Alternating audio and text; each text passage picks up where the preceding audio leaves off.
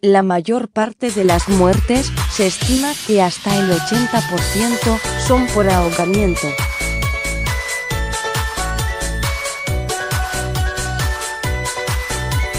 Sin embargo, la lista de migrantes y refugiados fallecidos también da cuenta de decesos bajo custodia estatal y de represiones mortales en las fronteras.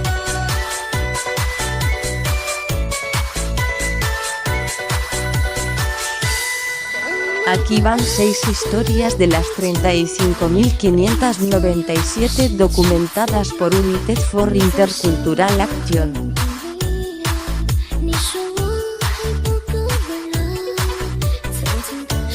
Aylan, 2 años. Kurdistán sirio. Es cierto que la imagen de aquel cuerpo pequeñito que el 2 de septiembre del 2015 apareció tumbado boca abajo en una playa turca, cogió al mundo por las solapas y le dio una buena sacudida, pero también lo es que, en adelante, aprendimos que incluso las historias más terribles tienen serias dificultades para cambiar conciencias a largo plazo, y no digamos ya para forzar volantazos en las políticas migratorias.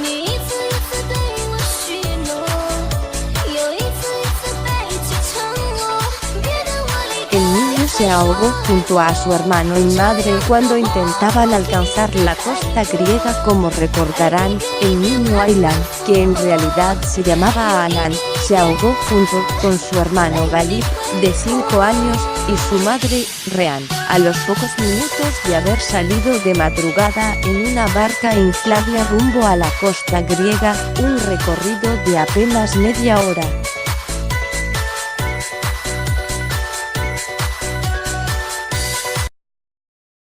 Se levantó oleaje y la barca volcó en un episodio que nunca se ha aclarado.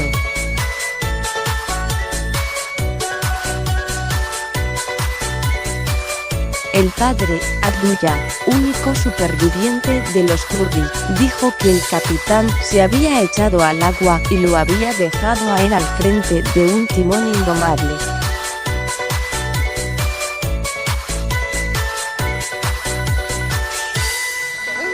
Pero otros testigos apuntan a que fue el pasajero encargado de pilotar la barca desde el principio, una práctica común en los viajes clandestinos.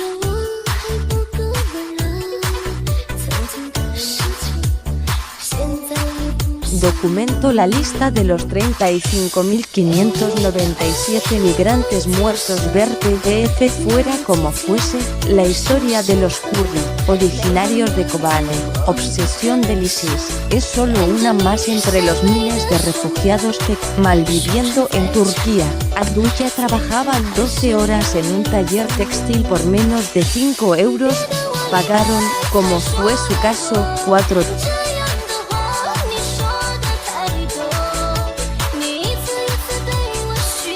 300 euros por otra vida. El final ya lo conocen. Tras la ola de solidaridad inicial, la UE encargó a Erdogan la gestión del desafío, y la crisis de los refugiados se ha convertido en combustible de los partidos que trafican con el odio.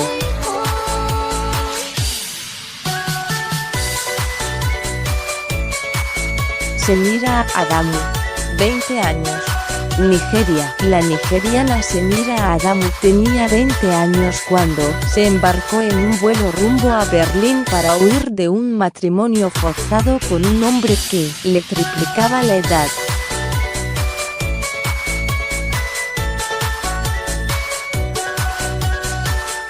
Su idea era empezar una nueva vida en la capital alemana, una ciudad relajada y abierta, le habían contado.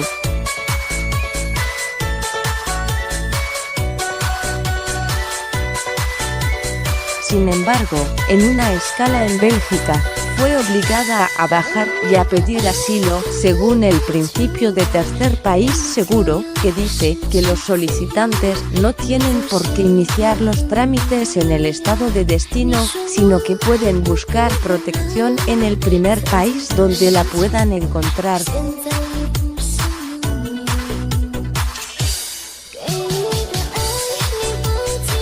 Los agentes la apretaron contra un cojín hasta que la acabaron asfixiando en un avión cuando iba a ser deportada. El caso es que Semira fue enviada al centro de detenciones 127 Beach, una prisión de la que denunció el funcionamiento y las penosas condiciones que brindaba a los migrantes.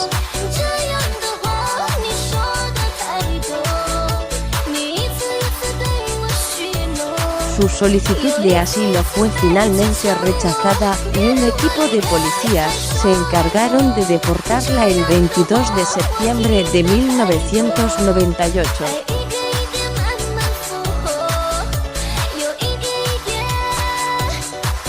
Por lo que denunció en aquel momento Amnistía Internacional y se corroboró luego en sede judicial.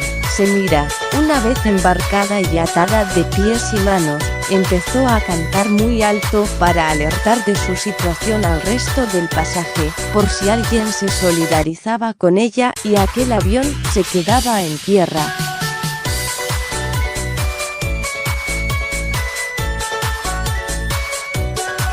Pero lo que ocurrió fue lo siguiente. Para acallarla, los gendarmes empujaron su cara contra un cojín que tenía en las rodillas, y la inmovilizaron por la espalda.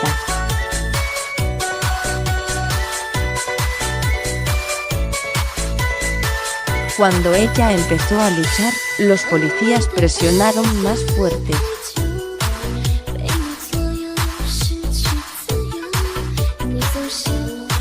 Durante 10 minutos, Semira cayó en coma cuando su cerebro se quedó sin oxígeno.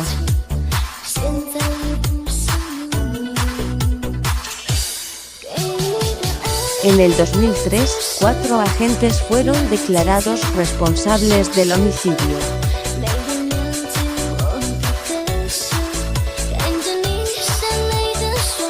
Sin embargo, la campaña popular, que desde entonces reclama otras políticas, ha chocado una y otra vez contra el muro gubernamental.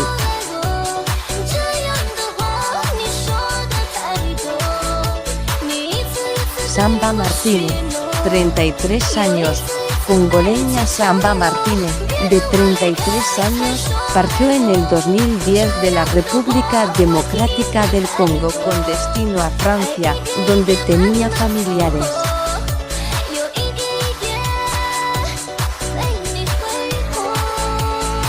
La ruta la emprendió con su marido y su hija, Binho, de 8 años.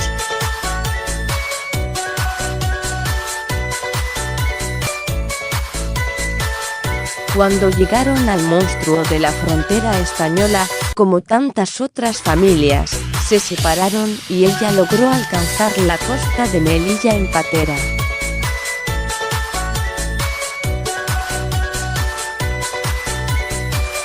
De la orilla, pasó al centro de estancia temporal de inmigrantes, CETI, donde una analítica detectó que era portadora del VIH, aunque no se le prescribió ni medicación ni tratamiento.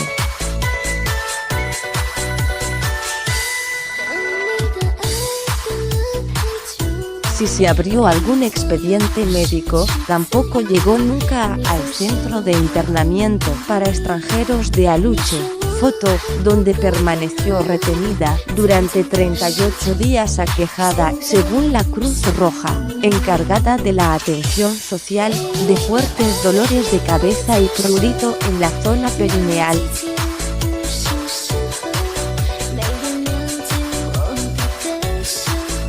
La mujer falleció en el CIE de Aluche por falta de asistencia médica. Hasta 10 veces pidió Samba asistencia médica y parece que solo una tuvo traductor, sin que el personal facultativo investigara unos síntomas relacionados con la criptococosis, una infección vinculada al SIDA que, tratada, no es mortal.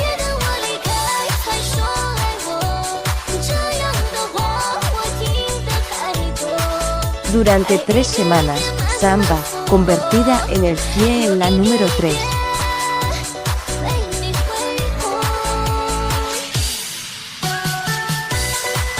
...106, estuvo llorando, gimiendo y quejándose, y apenas se le prescribió paracetamol y tranquilizantes, informó la Cruz Roja en un parte demoledor.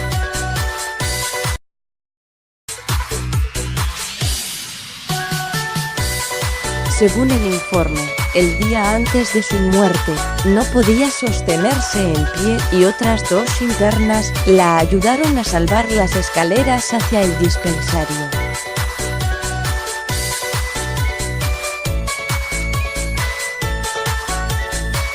El doctor no estaba y una enfermera le dio un ansiolítico.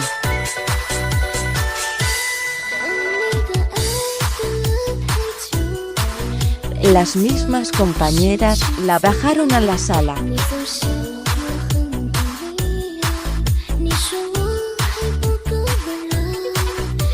No tenía fuerzas ni para estar sentada y se tumbó en el suelo.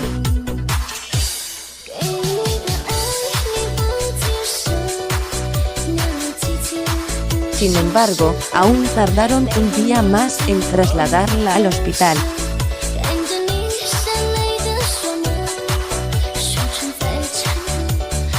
Las internas y la trabajadora social la acabaron llevando hasta el coche patrulla, ya que, a pesar de estar desorientada y sin poder hablar, el personal sanitario consideró que no era necesaria una ambulancia.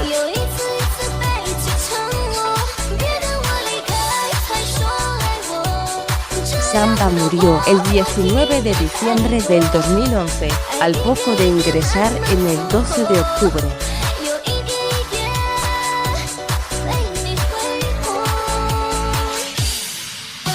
Dos de los 3 imputados del personal médico están en paradero desconocido.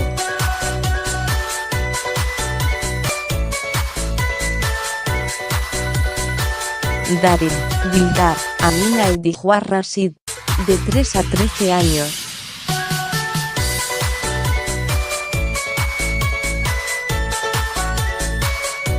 Siria hacía 2 horas que los traficantes los habían metido en una lancha y, de momento, ahí seguían.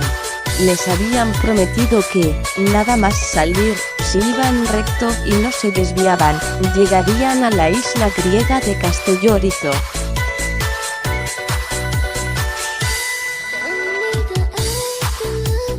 Tan solo 10 minutos, les habían dicho, les separaban de Europa.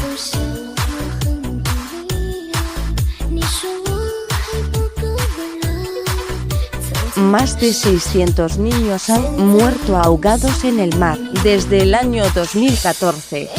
Pero llevaban 2 horas perdidos en el mar y su barco de goma, junto con sus 15 tripulantes, todos sirios, empezaba a hundirse.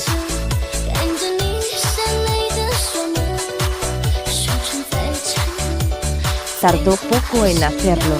A las 2 de la madrugada, la lancha se perdió en el negro oscuro del agua bajo la noche.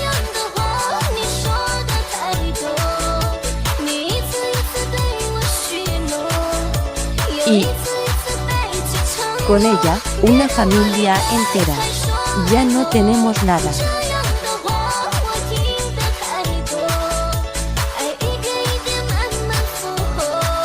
Siento que he muerto. Lo hemos perdido todo.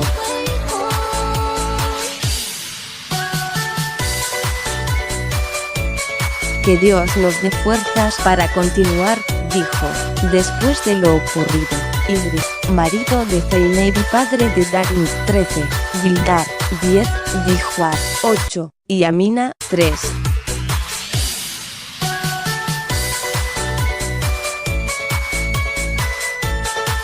Idris y Zeynep sobrevivieron. Ninguno de sus hijos tuvo esa suerte.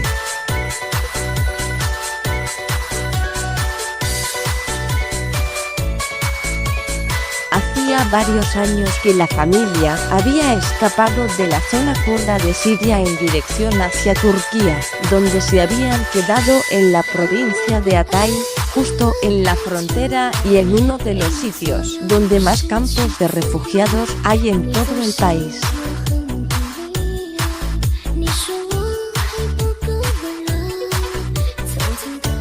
pero en junio del 2018 decidieron que no podían más.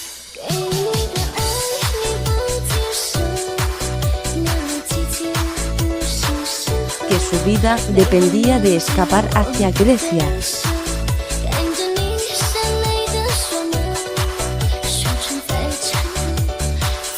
Entonces, se echaron al mar. Sus 4 hijos, junto con otras 5 personas, murieron en el agua el pasado 3 de junio.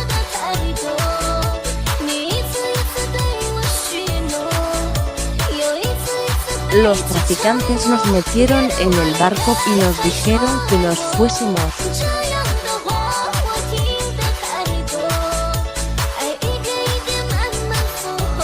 Pensábamos que habría algún capitán con nosotros, pero no vino nadie.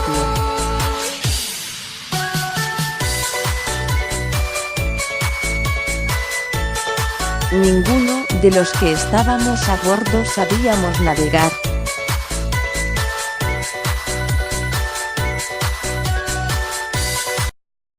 Al final nos hundimos, explicó Ibris. Un pescador dio el aviso a la policía y los turcos rescataron a los supervivientes primero y a los cuerpos después.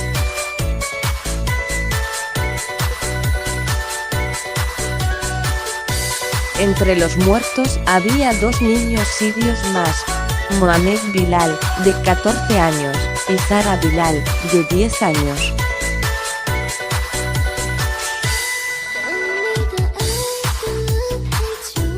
Desde el 2014, más de 600 niños han acabado sepultados bajo el mar.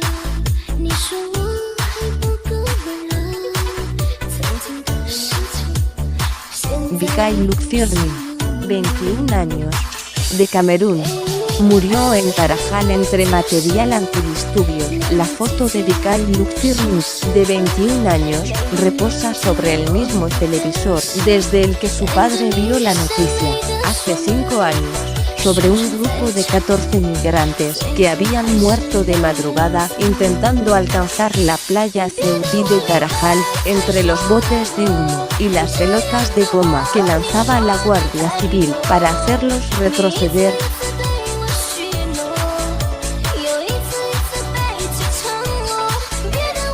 Sin embargo, aún tardó el hombre unas cuantas horas más en saber, por informaciones que le iban llegando de aquí y de allá, que su hijo era una de las víctimas.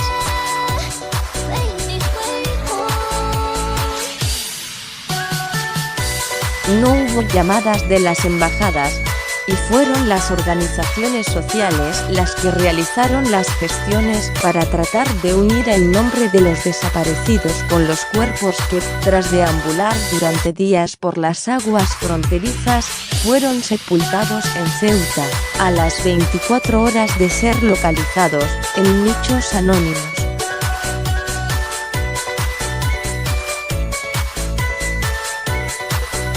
Las entidades sociales fueron las que trataron de unir el nombre de los desaparecidos con los restos sepultados. No sé cómo ha sido el entierro de mi hijo.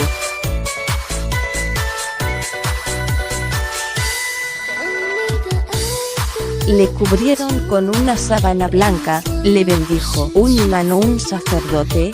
¿Estaba vestido? No lo sé, decía el padre de Bikay en el documental Tarajal. Transformar el dolor en justicia, de la organización Caminando Fronteras.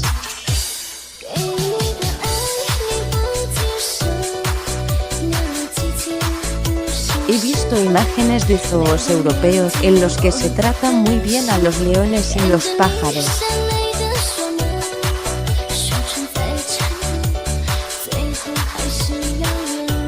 ¿Por qué nos han tratado así? El hombre, al que también se le denegó el visado cuando quiso viajar a Ceuta, para sentir un poco de calma. Durante mucho tiempo se preguntó por qué su hijo, que era inteligente y quería ser militar, tomó una decisión tan peligrosa.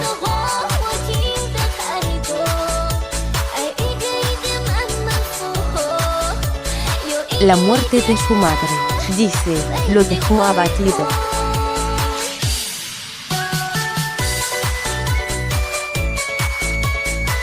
y la precariedad familiar lo llevó a pensar que desde España podría pagar los estudios a su hermano pequeño.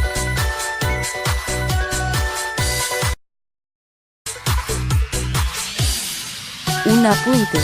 El pasado agosto, la Audiencia de Cádiz obligó a reabrir por segunda vez la causa al considerar que la jueza Ceutí no había tenido el más mínimo interés de oír a los testigos.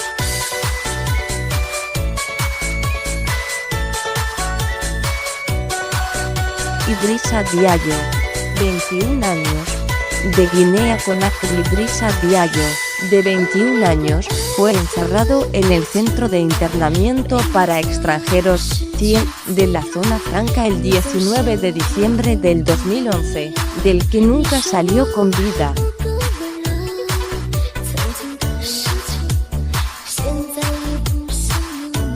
Allí murió, la noche de Reyes, en una celda A5.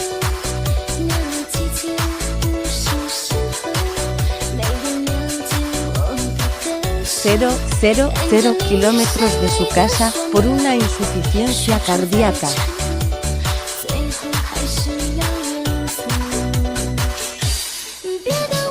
Seis meses después de su fallecimiento, el juez archivó la causa.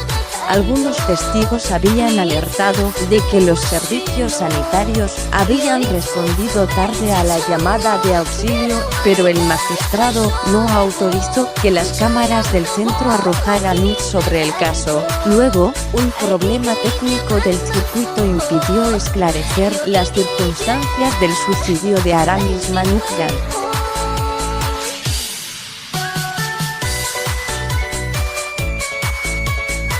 Murió de un fallo cardíaco en el CIE de la Zona Franca. 6 años después, recibió sepultura tras una campaña ciudadana. El caso es que los restos mortales de Idrissa tardaron 6 años en desandar esos 5.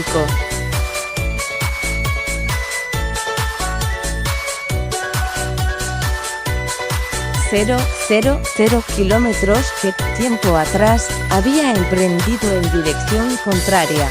Primero en bus hasta Mali, luego cruzando el Sahara, y más tarde, franqueando las fronteras de Argel y Marruecos, hasta que fue detenido el 7 de diciembre en una playa de Melilla.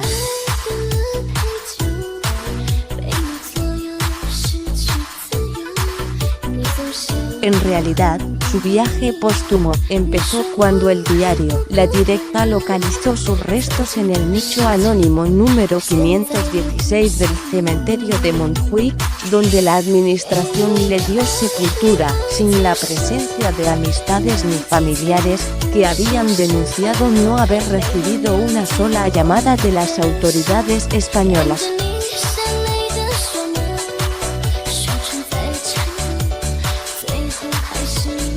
Entraba en juego la productora Metro Muster, que hizo de puente entre exteriores y la familia y, tras salvar un puñado de trabas burocráticas, logró exhumar el cuerpo y devolvérselo a su madre y hermanos, una odisea financiada con un Berkami y que recoge el documental Idrissa, una muerte cualquiera, dirigido por Xapo Ortega y Xavier Artigas.